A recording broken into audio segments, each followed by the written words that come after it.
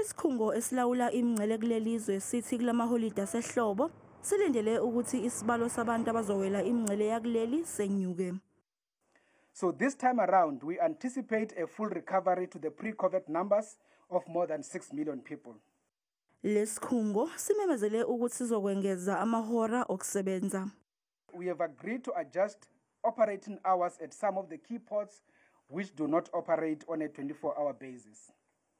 To this end, the Minister of Home Affairs, Dr. Leon Schreiber, has approved our requests to extend the operating hour services as well as the provision of technical support to the regular staff members at the ports. Kuzoqashwa kakhulu labo abafuna ukubuya kuleli emva kokuba bephindiselwe emazweni abo ngoba betholakale bephula imithetho kulelizwe. Ports of entry and the vulnerable segments of the borderline will be adequately guarded to intercept any transgressors. With Operation Valamgodi unfolding, the border guards remain vigilant and prepared to intercept the deported illegal minors and deter them from re-entering the country illegally.